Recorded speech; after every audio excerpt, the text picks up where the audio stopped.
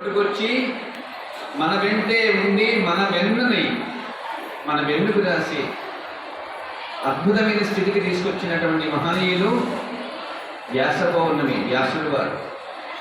అటువంటి వ్యాస భగవానుడి యొక్క అద్భుతమైనటువంటి జన్మదినం ఆషాఢ పౌర్ణమి. ఆషాఢ మాసం 12 మాసాల్లో గొప్ప మాసం. ఎందుకంటే అటు జగన్నాథుడికి, చాతుర్మాస వ్రతదీక్షకి, వ్యాస పౌర్ణమికి, అలాగే వారాహి నవరాత్రులకి ఇంకా చెప్పనక్కర్లేదు. విడా పంచమి, ఇలా చెప్పుకుంటూ పోతే వ్యాసమాసంలో అద్భుతమైనటువంటి మాసాల్లో ఆషాఢ మాసం గొప్ప ఉత్కృష్టమైంది. అందుకే వేదంలో కూడా ఆకామావయి అని చెప్పింది. ఆషాఢ మాసం, కార్తీక మాసం, మాఘమాసం, వైశాఖ మాసం గొప్పవి. ఆకామావయి వేదంలో చెప్పబడింది. అంచేత ఇటువంటి ఆషాఢ మాసంలో దేవత ఆరాధన తప్ప గృహస్థాశ్రమంలో పెళ్లి వడుకులు చేయకూడదు. అందుకు ఆషాఢ మాసం శూన్యమాసం చెప్పకపోతే ఇంకా పెళ్ళిళ్ళు ఈ మాసంలో కూడా చేసేస్తారేమో అని మన పెద్దవాళ్ళు ఏం చేశారు, మనని కాపాడడానికి. వాళ్ళకి ఏంటుందండి, మన కాపాడడానికి మనం ఏం ఇస్తున్నామా, ఆశీర్వాదం ఇస్తున్నామా, ఈశ్వరుని ఇస్తున్నామా, కనిపిస్తే పలకరించట్లేదు కూడా మనం కనీసం. నిత్యయవ్వన మదశాలిని మదగూర్ణిత రక్తాక్షి మద పాఠలకండభూహు వెళ్ళిపోతూ వెళ్ళిపోతూ వెళ్ళిపోతూ ఆయన బాగున్నావా, జపం చేస్తున్నావంటే మిమ్మల్ని ఎక్కడో చూశానండి. ఎక్కడ చూసా అతనే చెప్పాడు మంత్రం. ఈ రోజు నువ్వు బాగున్నావంటే కారకుడు గురువు గారు. ఆ గురువు గారిని మనం ఏం ప్రశ్న చేస్తున్నాం, మిమ్మల్ని ఎక్కడో చూశానంటే ఎక్కడో చూసినటువంటి నిత్యము గురుపాదాలు దర్శనం చేయాలి. మనం మంత్రం తీసుకున్న తర్వాత గురుపాదకుల్ని దర్శనం చేయాలి. అప్పుడే మంత్రము మనలో అద్భుతమైన స్థితికి ఉంటుంది. లేకపోతే ఎక్కడో చూశాను, ఎప్పుడో చూశాను, ఎలాగోలో చూశాను, నేను చూసేనో లేదో ఇలాగే ఉండిపోతాడు. అంచేత గ్రద్ద తలకిందులుగా ఎలాగైతే గబ్బిలం వేలాబడి ఉంటుందో మన జీవితంలో కూడా అన్నీ ఉన్నా అలా వేలాడబడి ఉంటూ ఉంటాం. సరే ఊహించుకోండి, ఎన్ని ఉన్నాయి, తినడానికి ఉంది, హోటల్స్ ఉన్నాయి, మేనేజ్మెంట్ ఉన్నాయి, అన్నీ ఉంది, బందోబస్తు ఉంది, ఎవ్రీథింగ్. బట్ మనం వెళ్ళే చేదస్సం మాత్రం అక్కడ ఏది లోటే. తలకిందులుగా మనం తపస్సు చేస్తున్నాం. నువ్వు తలకిందులుగా తపస్సు చేసినామని పట్టుకోలేవు అంటుంటా. తలకిందులుగా తపస్సు ఎందుకు చేయాలి, అసలు అవసరం ఏంటి? నారాయణి నాదరూప నామరూప వివర్జిత, అమ్మవారి యొక్క పాదాలు పట్టుకుంటే ప్రపంచమంతా కూడా మై మరిచిపోయి మన కాళ్ళ దగ్గర తీసుకొస్తుంది ఆవిడ. ఆ కాళ్ళ దగ్గర వచ్చే ప్రపంచాన్ని కళ్ళతో చూడాలి తప్ప కాళ్ళతోటి మనం తొక్కుకోకూడదు. అంటే ఆవిడ ఇచ్చిన ప్రపంచము అద్భుతమైన ప్రపంచం. మనం చూసే ప్రపంచము మాయా ప్రపంచం. ఈ ప్రపంచాన్ని సృష్టించింది ఆవిడే, కానీ ఇది మాయతో నిండిపోయింది, అది మమకారంతో నిండిపోయింది.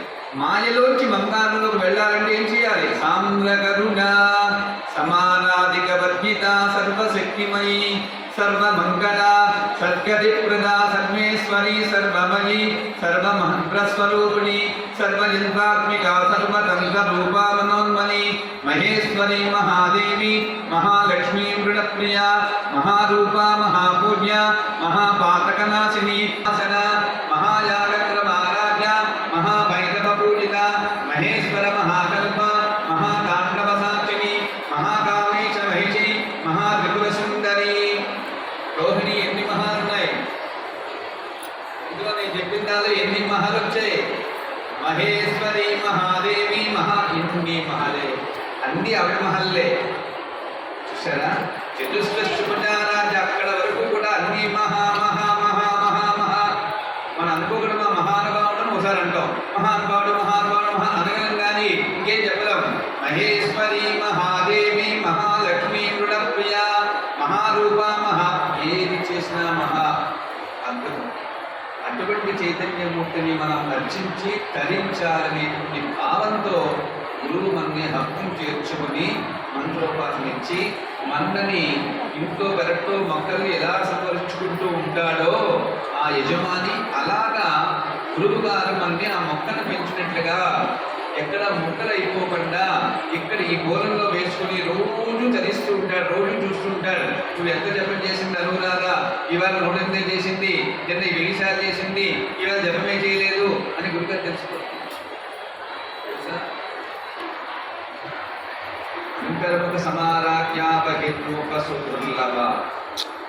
గురువుకి తెలియకుండా ఉండదు, కానీ గురువు గారు చెప్పరు. అలా చెప్పుకుంటూ పోతే మనం ఏం చేస్తున్నామో అన్నీ గురువుగారిని అడగచ్చు. రేపు ఏం చేయకపోతే గురువుగారు అడగరు. ఆఖరికి అదేంటి అలౌకిక వల్ల లౌకిక వ్యక్తి.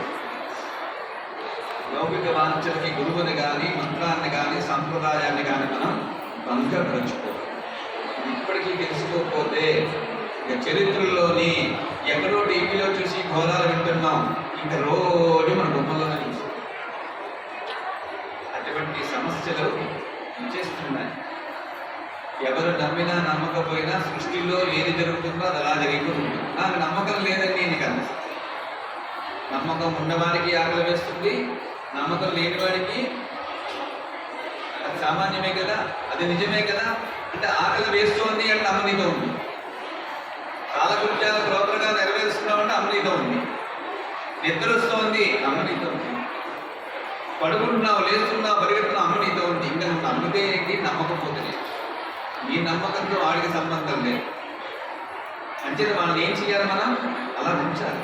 వాడిని రెచ్చగొట్టి మరి కొంచెం ఇబ్బందికరంగా వాడిని మనం మార్చుకోవాలి. అదే వాడికి శిక్ష.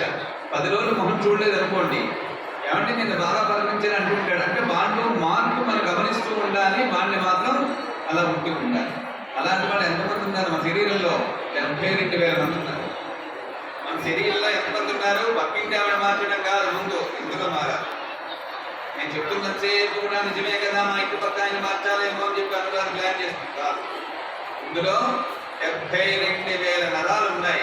72,000 నరాలకి కూడా పుష్టిర్మతి ధృతి కాంతి స్వస్తిమతి కాంతి నందిని విఘ్ననాశిని తేజోవతి జ్యోతి వెలిగిపోయింది. అది ఎలా వెలుగుతో తెలియదు. కోటి కోటి భిరామృతాంటున్నాం. కోటి కోటి భిరామృతములు అంటే ఒక్కొక్క లోకానికి కోటి. ఎంతసేపు గంట 2 గంటలు రాసేస్తుంది మన వరదలు. గంట 2 గంటలు 3 గంటలు 4 గంటలు రోజులోనూ రాస్తాం. అటువంటి రాయడానికే ఒక రోజు పూట పడుతుంది. కోటి పేర్లు తెలుసుకోవడానికి. చతుష్టశ్చుపచారాజ్య చతుష్టశ్చి కళామయి మహాచతుష్టశ్చి కోటి యోగిని గణసేవిత. 33 కోట్ల దేవతల్ని ఒక శరీరంలో పెట్టింది. ఆ శరీరం ఏంటి? ఎవరు? గోమాత గుహజన్మభూ గోదేవతలో పెట్టింది.